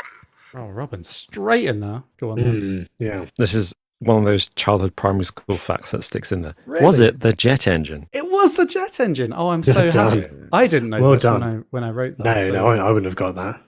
Oh, thank you. That's kind. I was hoping Yeah. optimistically, like even if neither of you could guess what it was, ground test would indicate it's something like, aerospacey, and then given Right, the yeah. timing, Yeah. maybe a jet engine. You could have had a guess, but no, Robin, well done. I'm very impressed that you just Wrote my first ever essay at primary school on Frank Whittle inventing the jet engine. Did it was you? probably 100 words, if that. Probably Your 50 first words, essay actually. was on someone inventing a jet engine. Yeah, we had to mad. yeah, It would be write. like, I thought it yeah. would be like about red crayons or something. I like red crayons. Why I because- like Out trees. my nose. Yeah. No, it was for history, so we had to pick something, and yeah. But even if it's history, like it's not like the Great Fire of London or something. Yeah. It's Frank Henry Whittle and his VIII jet had engine. 6 wives. I think it was inventions. I think it was some historical invention. Your first ever essay at primary school. Even if it is inventions, The invention it of the wouldn't- jet engine. Even if it's inventions, and even if Yes. it's planes, why is it not like the Wright brothers and inventing the plane? This is blowing my mind, Robin. I know. You've got a good education. Oh, No. Parents who make good suggestions, I think, is more likely. so your parents wrote it for you. We'll have to get back in touch with your teachers and let I them actually know. failed a physics coursework one time in like year 9 or something because we had to make a parachute for an egg, and the teacher would drop it off the school roof, and then we'd see how well the parachute did. And I made one out of J cloth and string, and mine was only one of 2 where the egg survived. And then when mine did that, the teacher kind of gave me a look and said, "Did you come up with the J cloth by yourself?" And I said, "Well, I just asked my mum to give me some cloth, and she gave me a J cloth." He said, "Yeah, I thought so." And he failed me. I was like, "What?" He said, "Yeah," and he said, "You didn't do it by yourself, did you?" I was like, "What?" I was like, "I didn't know." He said, "Yes, that was the point." I was like, "Yeah, I get that, but also, come on." And you also work in a primary school. What are you expecting here? This was secondary school, so Oh, fair enough. Yeah. he was not convinced that I Eating had bastard. researched the aerodynamic qualities of J cloth. Was it the best? I take it was a well-known good option. Then is that the idea? Yeah, he said like it's a classic one, and apparently teenagers can't know it. I mean, he was right. I didn't, but I was like, what else am I going to do? Just grab J cloth anyway. Yeah, no. So we have in the house. How many other cloth? What are you talking about, mate? Come round. Expendable cloth that I can put holes in. J cloths all around your. I'm not going to use a t-shirt. What are you talking about? Yeah. Oh, I love the quiz because it brings out these little anecdotes and stories of backstories that we wouldn't otherwise hear about, and that's. Yeah, that's good. Very good. But you've got to let go of that resentment, though, Robin. You got to forgive them. Some memories last. I don't resent him, Okay. but I won't be at the funeral. Who got that? I'll be at home spitting. Who got that in the comments? So C.S. Drummerson guessed helicopter, which was not right, but it was a good guess. Well done. Yeah, along the right lines. Old Greg's Creamy actually. Bailey's got jet engine though, and so did Yay. Sam Wilson. And I think those were the only 2 that got it. So well done to the 3 of you. Nice. To the 2 of you, rather. Okay, question number 7, and it's 3 all. Oh, What do the last 3 questions all have in common? What? Do you want me to remind you of them? Oh, the previous 3. Sorry, I thought like the next 3. I was yeah, like, that's what I how was can gonna we say, yeah. possibly know? Last Oh, questions, sorry. is that- Yeah, the previous 3, not the last 3 Yeah. questions. That'd be mad. Okay, what do we have? Jet engine. So it was in 2019. What did scientists manage to get an image Oh, of? black hole. In 1997, who became the youngest golfer to win the US Masters? And in 1937, in Rugby England, Sir Frank Whittle ground tested the first what? Space. Go Are for they it, all Robin. historical firsts, world firsts, records? Well, I mean, technically, I guess that is true, but that's not what I'm looking for. Okay. So there's black hole. Yeah. Is it about the answers to the questions, I imagine, rather than the questions themselves? No. No, Okay. not really. Okay, It's not like a common theme amongst all. Can you read the question again for all of them? Yep, sure. I have an answer, but I feel like it's not the right one. So, do you want me to read the questions again?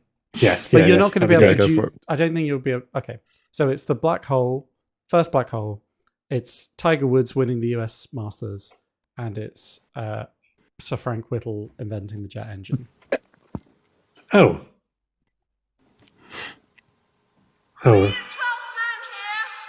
Yeah. They're all to do with carpentry and wood. No. Okay. Whittle. Okay. What was That's I'm- clever though. Whittle, Wood. Woods. What was the? what was the other bloke? The black hole. That's black actually hole. that's great. Yeah, but incorrect. That's not what I'm looking for. Yeah. The actual Okay, answer. Okay. I feel like this is going to be a riddle situation where Robin's going to get really God. annoyed at me when I tell you the answer. Can to I? this one. Well, can I just say before you Yeah, say say what you that, had in mind, the say what only you had in other mind, option I've got in my mind Yep, go for involves color. it. Okay. Is it anything to do with color? No. Phew, good on. Get on with it then. Okay, I'll give you a clue. Okay. It's about the time that these all took place in. 2019, 1930. What was it? 2019, 1997, and 1937. Nothing. But the dates don't really matter. What's the? It's about the time, but the dates don't matter. What's he talking about? 2019. Or the year doesn't matter. Oh, was it?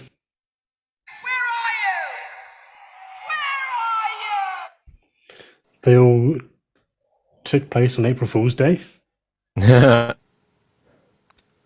Very close, but I'm not going to give it to you for that.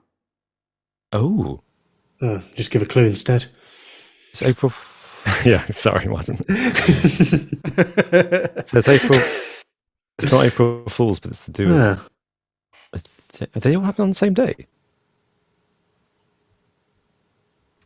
I think I might just give it to you. Oh, well, don't, if it's not right, don't. April 1st. Oh no, I'm not going to give you the point. As in, I might just give you the answer. I'll just give the answer. Oh right, okay, yeah, Oh. fair enough. Yeah. Yeah. They all Sounds good. happened in April. That's Oh no way! what? Oh, Martin was pretty close. Martin deserves something. Martin said they all took place on April Fool's Day, and they did. None of them did. Well, that would actually be a Okay. legitimate question. A legitimate answer. They all happened in April.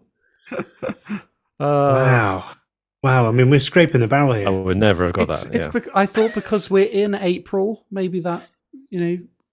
Yeah.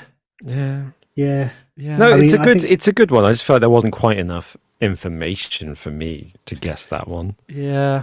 The Masters is always in April, but it's never. It's usually the end of the first week. So yeah, I guess I could have guessed it on that, but yeah. Okay, we move along. Yeah. Did anybody in get the it in the comments? No one got it in the comments, I don't think. Oh, I'm surprised. Yeah, not surprised. Major Saber Mech Beast said things that happened in the spring. So I think they were probably That's the pretty close. closest. So I'm going to give you half a Pretty point close. for that. Ryan Thurston also said spring. Old Greg's Creamy Bailey said, There's nothing. sorry, Alex, but what was that question about? That's the right response. And Ricky97, Tiger Woods himself said, Alex, at least you tried. So, The only one that thank there's you. any I tried, indication of okay. when it. The only one where there's an indication of when it took place is the Masters, because it's always at the same time each year, like the same weekend, And roughly. you could have Whereas the got, other two, that, there's got it from nothing. that. Really? Well, 2019, that Really? wasn't that long ago, is what I was thinking. Maybe you'd remember the Yeah. Rugby England. Yeah, you didn't stand a chance. Okay. Well done. Well done to me for that question. Question Yeah. number. You Question number. defeated everyone, Alex. Well done. Question number 8. This one's much more straightforward, I think. And it's 3-3. So it's Oh gosh. Yeah. level. Keeps very the tension. equal. Yeah. I think Martin's definitely got the edge because he's got at least we got April. That was closer, and he's Robin- known some Robin actual is- stuff like. It's I 3-3. got it wrong. You got it Yeah. wrong. It's a joint. Yeah, but I feel like if I were a betting man, I'd put the money on Martin. Oh, don't these think so. mind I don't games think you- are I off don't the think you would. chart. It's not a mind game. Oh man. Okay, question number 8. Who painted the famous artwork, The Scream? Oh, Spice! I did hear Robin first there, Martin, I'm afraid to say. Yeah. yeah, sorry. I believe. I mean, we could probably both know this. We could say it together if you like. No, it's all right. Go for it. I believe that was Edvard Munch. Munch. It was Munch. Edvard Munch. Munch. Or the monster. It was indeed. So well done. The monster monk. Pretty. Oh, those are good crisps. Edvard woke up one day and was like, I'm going to paint something absolutely terrifying. And he did. Well Imagine done. that. Yeah. So we've had two good questions here, but the J.D. Salinger and Edvard Munch. Wouldn't it be nice to just one day create something that's iconic and that's it? Your contribution to humanity is done. You know. Yes. Why do you think we're doing this podcast, Robin? Oh yeah. Sorry. Yeah. Every week. In We do 100 years' time, there's going to be It's a legacy, mate. This There's is your gonna be- legacy. another podcast. True. In 100 years' time, there's going to be another podcast, and one of the quiz questions is going to be, who were the hosts of the Just Interesting podcast in the Yeah. 2020s? I like it. And they'll get it wrong. And they'll be like, what kind what of question the hell was is that? that? Never heard of it, mate. Looking at the comments, the first person to get it, well, I mean, there are some that just say munch. So I'm inclined to give them half a point for that. I wanted the That's the first monster. one. And then, hey, now, Edvard. Paulie said Ed Munch. Not Ed Munch. Well, Ed yeah. Munch. It's not Mm, Edward colloquial. Munch. It's Ed Knows him well. Munch. So, no, I'm going to give it to all of you. So, Oh, thanks. Era Strangelet got Munch. James Linton 17 and Kilgore Trout were technically the first three, even though you just gave me the surname, but I'm going to give it to you. So well That's done. very generous. Very generous. No, Martin, you did not get the point there. Robin got the point. It's Thank 4-3 you. to Robin as we go. We can, to- we can play either way, can't we? Really? We can just- you give him the point, I give myself the point. In my mind, I'm still drawing, but we'll go from there. Sure. Ultimately, it makes no difference Mm. because Okay. one person will have the trophy. Can we get some proof of life, Martin? Because I haven't seen it definitely in ages. I want to talk to the trophy over the phone, Martin. Well, Bring on, Martin. I'll rickroll you guys and drive past with the trophy in my car. Never going to give you up. Because I'm, of course, not going to give the trophy up. It's true. Sad but true. Yeah. Also, lots of the comments, I think, are hounding me. They're saying, it was painted in April. Did he paint it in April? Was it painted on April Fool's Day? You're all, Hey Now Paulie, the Jagman, and Major Saber Mech Beast, you're all disqualified. You're barred from the quiz. No, it's okay. You're fine. Next quiz Get out. right, is definitely going to be all answers are that it happened in April. That's the answer. Oh my gosh. Okay, question number What's I the mean, tallest animal in the world? It's definitely making me reevaluate the riddle now as well. This is just Yeah. going to be stupid. It's like Oh, yeah. they all contain letters in their names. Something stupid. Question number 9. What is the name of the river that flows through Rome? Oh God. Oh, That's Martin. I think I That's very actually close. did. No, I think I'm going to Oh, give it to you, Jesus. Martin, because that was very close. And I I think think I've got something in my mind. I just don't know if it's right. Is it the Tiber? He's done it. He's bloody done Oh, it. sweet. Well done. Well done. Did you know that one, Robin? No, I would have got the wrong river. Oh, fair No, I enough. think you would have known that one. You're bluffing. I think you No, do know that one. I don't think I would have. 4 apiece. Have you been to Rome, Alec? You've been to Rome, haven't you? I've been to Rome. I've been fortunate enough to go there. Yes. It's Oh, yeah. What time of year did you go? Do you know what's really annoying? I think it actually was in April. Was it in April? No. believe It it. was April or May. I can't remember. Probably April. Just stick think with it that. was Better April, for yeah, better that's for the story. fun. Yeah. Have you been to Rome, Martin? Yeah, 2012. Went in August 2012, and it was Wow. absolutely roasting. Or it might be July, or it might have been April. Not sure. Yeah, and I got up to the early to mid 40s. It was like 42, 43 most days. Oh, wow. Very Ouch. hot. That's horrible. Yeah, That's it a was, lot. yeah, it was kind of it was a different kind of heat though. It's that dry heat, so the humidity was really low, which meant that Right. You But can yeah. tolerate it? Yeah. it's slightly easier to tolerate than having any kind of humidity in the air. No, it was good. It was amazing. I love Rome. I'd like to go back.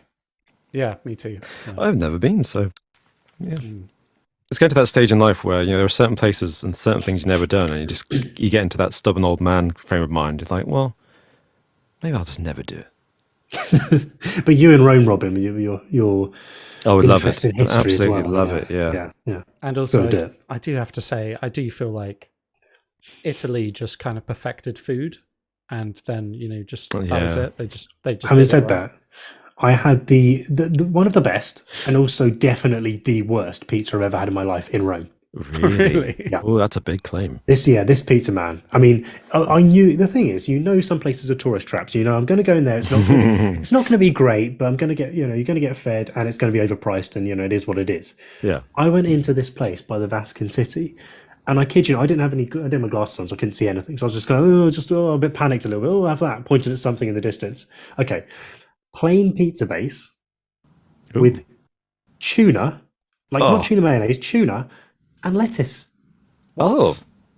That was it. Oh, it's disgusting. That In is every way. disgusting. It wasn't even a sandwich. It wasn't a sandwich, but it was just the driest thing I think I've ever had in my life. It was about 20 euros. Mental. I got screwed. Was it Oh, cold? God. Yeah, no, it was warm. The base was warm. But the lettuce is cold. Yeah, lettuce and, is and cold, the tuna? I Tuna was can't cold remember. too. I think yeah, it wasn't good. It wasn't It good. sounds horrible. Yeah. But then Oh. we actually, because we didn't have much money at all. We were on a very tight budget. We stayed in the rough outskirts of Rome, like pretty rough. Yeah. And it was a little bit kind of sketchy, but the pizza place around the corner was the best pizza I had in Rome. It's incredible. I mean, honestly, when you leave, And it was the cheapest as well. when you leave the touristy Wow, areas, that's wow. where you go into the places that actual residents go to for food. So, Yeah. Yeah. so you're more Yeah, no, likely it's to good. get good food there, I guess. Anyways, we should probably move on from Thanks for the tourist recommendations. information and finish the quiz, of which there is one question left. Oh man! And we're whoever tied. gets this point is going to be leading the season. Oh my gosh! Jeez, Louise. No pressure. No Hey. pressure. And it is a movie question, I'm sorry to say. Oh, Martin. Not necessarily. Question number 10. Which Humphrey Bogart film has Oh, for fuck's sake. has the famous final line, "Louis, I think this is the beginning of a beautiful friendship"?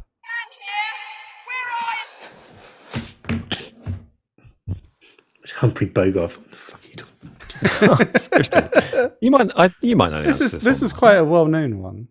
Yeah, it doesn't. You might kick yourself. Go on then, Robin.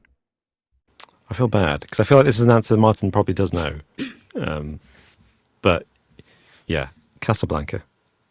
It's Casablanca, yeah. Did you know that? You knew that, Martin. No, I don't know. The last lines of films I'm not very good at. In fact, any lines from films. So there's only a handful of films there with actual famous last lines. Like lots of films actually have quite lame last lines when you really think about it. Yeah. One that's often quoted in quizzes is the last line from Some Like It Hot, right? Which I can't remember what it is, but that's often Nobody's quoted. perfect. Yeah. That's it. Yeah, that's often. Yeah. But no, Chinatown. Forget it, Don't- Jake. It's Chinatown. Yeah. That's the, Oh, yeah. Well, if we can have that one, I might have had a chance. and confession, not well only done, is that Robin. one of my favorite films, but I watched it last month as well. So What? With Chinatown. Casablanca Oh, and Chinatown, but I guess Casablanca's what I was worse. talking about. you're in cahoots, aren't you? Yeah, I told him. Yeah. I told him this April, Alex. I'm watching Casablanca. The thing, the thing is, we can't. Film is a pretty major part of general knowledge quizzes, Mhm. but it is just a point to Robin in most cases. I'm sorry. Well, how could I have known that Robin would have watched No, Casablanca last That's month? fine. It's not a problem. It's just when it's the deciding question, when we're tired, it's like, come on, man. Okay. It'll be- Okay. It's worse than feeling dominated. It's worse than getting absolutely dominated in the quiz and then losing it. Sorry, Martin. I feel bad. Don't cry Anyways, for me. let's head over to the comments and see if anyone got it. The first person to get it was Hey Now Paulie, Casablanca. Very well good. done. Hey Followed now, hey by- now. The Jagman 22, Casablanca, and then finally James Linton 17. Oh, Well fair done. play. done. Fair Well play. done to People the are three. actually getting it. That's fair enough. Yeah. Well done. Well done Very to good. everyone. Well done, Robin. Good quiz. Everyone's a winner. Well done, Martin. That was a tight one. It was a And good we quiz, wasn't We it? do And like it tight. we do. Alex does with Wales anyway. Yeah. Not denying Oh it. dear. Not denying It's it. not even denying They it. can't Yeah, prove it's it. Even owning denying it. this. This is one of those ones that just won't work because Alex is rolling with it. He's like, yeah, I did do that to a whale and it is illegal and no one's going to stop me. Yep. New form of whaling. James Linton 17 says this podcast is sponsored by Rome's Tourist Board. Tourism. I wish. No, they won't. Having said that, Not after what I did. all last week. we've said is that Rome is good, but we've named not to eat pizza by the Vatican City, but to eat it at some random place in the outskirts, which is probably not what they have in their guide. Honestly, Yeah. this is actually genuine tourism advice I'm going to give. What we did when yeah. we went there was we did a food, Piss off. we did a food tour, which kind of Of course you did. Very So- middle class. is very middle class, yeah. Burn. But they showed us loads of nice places to eat and how to avoid tourist traps and everything. Problem was we did it Yes. on the last day. Oh no, really? So Oh, it's wow. pointless. Oh. So if you're going to do that, do a food tour on the first day, because that was genuinely probably one of the best things we did. So yeah. Oh, what I did on the first day in Rome was jump on one of those big red tourist bus, the open up to top buses. Because Rome's quite small, and then you can see where all the landmarks are, and you get like an idea of how the city's laid out. And then we didn't use the bus for That's any of quite the other clever, days, but we actually, just yeah. knew where everything was in relation to each other. Nice. Yeah, So yeah. that's a good idea. We tend to do that in most cities we go to. Is just grab a tourist bus over the first day, get kind of a feel for where things are, and then you don't need it. Nice. Very nice. That's great. That's great strategy. Good advice. Fellas, Thank you. You're welcome. would you Thank like you, Martin. the bonus quiz question? I It know- will only hurt my heart.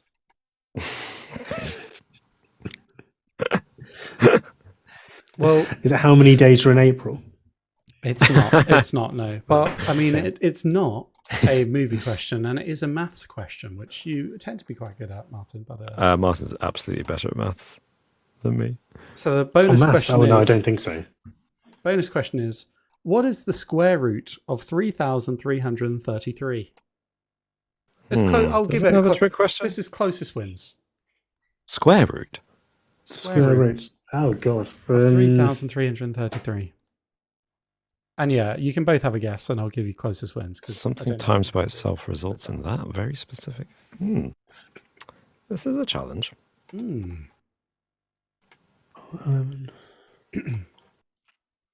And if you're in the God, that's comments, tough. please don't go It's onto really a tough. Not good enough for maths calculator to and be- work this out. You just have a go at figuring Where it to out. begin with this one? Because it's three. Three's a, 3,333. Okay. Yep, that's the one. it's got to be a multiple of 3, right, to result in that. It's got to be some kind of multiple of 3. Maybe it isn't. God. Some good Oh, that guesses is in really the comments. Yeah, that is. Yeah. That's really quite tough, isn't it? 3,300. So what would it roughly be? I'm I don't know, going to how do you have to figure this push out? you for an 50 answer. times 50. fellas. What's the method for working out square roots? What's the method there? Because my method was always get the calculator. So If you're what is it? asking What's me it? the method, it's too late for that. You've got to just have a I guess. see. Oh, okay. Could it be something like, so 60 times 60 would be 3,600. So it'd be something like Ooh, it would be. 58, That's close. 50, 57, maybe 57? 57. That's really good. Robin? Is it April? Is that your guess? Is that April? That is my guess. No, I think Martin's on. Is it closest wins? It is the closest wins. Yeah. Okay, I'll guess a number then. You said 57, Martin. That's almost certainly right. 56. Do you know what, Robin? Do you know what, Robin? No. I'm going to give it to Martin, and I'm going to take that first answer because if you'd said 58, you would have got it. But Really? but the answer, Martin, you deserve a point anyway. It's 100%, yeah. 57.73. Okay. How you got there is insane. So well done. I feel Really like impressive. you deserve something. Yeah. No, I don't think so. I think a lot of people, I couldn't have mathy people would have got it straight away. It got into a decimal point, and you just 57, 58, somewhere around there, and you're spot on. So well done. That was really thanks. clever. Yeah. Yeah, And nicely done. I'm glad I Oh, went the other way. thanks. I almost said 58, and then That would have been funny though. And Martin It would have been cruel. It would have been angry. it would have been cruel. Because you thoroughly deserved that point. That was, yeah. Some good answers in the comments as well. Andy Jones said 47. James Linton 17 said 69. Nice. Nice. Sam Wilson I should have said said that. Sam Wilson did say 57. So Oh, congratulations well done. on Sam. outing yourself as using a calculator. No, I'm joking. I'm sure you got it honorably. Well done to everyone. And Raymond K. Hessel said 420. So also nice. Good one. There we go. There we go. Yeah. Thank you, everyone, for listening to this podcast. Oh, sorry. Riddle. Oh, Riddle. Yeah, Riddle. Oh, yeah. Do you want me to read it again? And then you can Yes, tell me please. what you think. Yeah. Yeah. Okay. George, Helen, and Steve are drinking coffee. George, and Steve. Drinking God, coffee. okay, I've written this down, so I just have another. George, Okay. Helen, and Steve Are are drinking in bed coffee. having a threesome whilst they George, drink Helen, coffee. George, Helen, and Steve. Yeah, I drink coffee. This is so stupid. Bert, Karen, and Dave are drinking Bert, soda. Karen, and Dave. Okay. Using soda. logic, is Elizabeth Using drinking logic. coffee or soda? Neither. She's not there. Oh, That is not the answer I'm looking for. darn. So so if I'm taking this seriously for a moment, Yep. the only logical pattern that comes to mind is the initials of their names. Okay. You've got Bert, Karen, and what was it, Dick? Was it? Dave. So Karen, obviously, I'd spell that with a K normally, but it could be spelled with a C. So you got B, C, D. E comes after that. So obviously, she's drinking strawberry milkshake. That is not correct. No. That is incorrect. George, Helen, and what was it? George, Helen, and Steve. Steve. That's not that. GHS spells coffee. What is this? It's going to be really stupid, isn't it? There's no logic here. Okay, I'm gonna tell you. I'm gonna tell you. I kind of Okay. want to record the look on Robin's face after this. This is going to be silly. Elizabeth is drinking coffee. The letter E appears twice in her name, as it does in the names of the That's others not- that are That's drinking not no. coffee. That's no. No. I was prepared, Alec. I was prepared to accept that there was actually some logic here, and then actually it was just a little trickier for me to acknowledge. No, but this isn't. This is actually. This is a new low. This is actually. Bad. This is deliberately offensive to all kinds of people and reasoning. Why does then how many letters they have in their name matter? Like what they're drinking? Doesn't make any sense. Use your logic. I'm not happy. The stupid thing is that it doesn't. Oh It my doesn't god! even. The same thing doesn't apply for soda for the others. No, it doesn't, does it? It's not. There's no S. There's a D. There's an A. There's not even like there's an A in each name. I don't think there's no. Yeah, there's no O in any of their names. And there isn't. There isn't an S. There's an S in Steve. Okay, Steve's drinking soda because it begins with an S. No. Elizabeth is Drinking drinking coffee. coffee because the letter E appears twice in her name, as it does in the names of the others that are drinking coffee. Stupid. It makes Excuse me, no not even- sense. Excuse for This that. cafe's drinking coffee. What's the logical? What line of like? There's schools of logical thought, right? There's kind of lines of reasoning: deductive reasoning, inductive reasoning. What is that? That's not anything. That's not a thing. That's not a. That's not a way. That's not a thing that people do when they're trying to solve problems. That's not even a Martin, you've got children. If you were to present your children with this riddle, assuming they can talk, would they do that? What do you mean? Would They say, "Oh, Elizabeth has got 2 E's in it, so they're drinking No. coffee." You say, No, "No, coffee's got 1 F." Yeah. No, it's completely. Imagine going into Starbucks and going, "Oh, can I have your name, please?" You're like, "Oh yeah, it's Martin." No. What's your name? Steve? Yep, you can have the coffee. Steve, you can be Steve because you have to You've got have 2 2 E's in your name Yeah. to have this coffee. Mad. As My Sam name's will- Alex. With no, can't have any coffee. Alexander. Yes, of course. There you go. Oh, that's true. Yeah, I can have it. Yeah. Yeah, you're gonna have to have soda. Sam What will- flavour is it? That's it. We've got 2 drinks. Do you sell any food, snacks? Like, no, we just serve plain soda and coffee, and only to customers with 2 E's in their names. I mean, this is a fantastic business venture. Yeah. Everyone gets soda unless they have 2 E's in the name. Then they can have coffee. Well, they have to have coffee. Yeah. The coffee and soda business. So there you go. There's a free business idea for you out there. I always loved, and this is a different topic. I always loved the questions at school that were really they were so eager to be ethnically diverse. Right. They'd have like Sandeek and Jill. Choose 3 books from the pack. It's like, Yeah. Sandeek and Jill. Yeah. I mean, like, good on them for showing representation, but it did seem a little forced. Yeah. It was better than the time when they used to say, Jill and Jack, who is black and emigrated from Africa with his parents fleeing persecution from Rwanda. That was the old method. And then they thought, we can just give them a name. Stick with the names. Give them an ethnic name. Yeah. Yeah. Oh.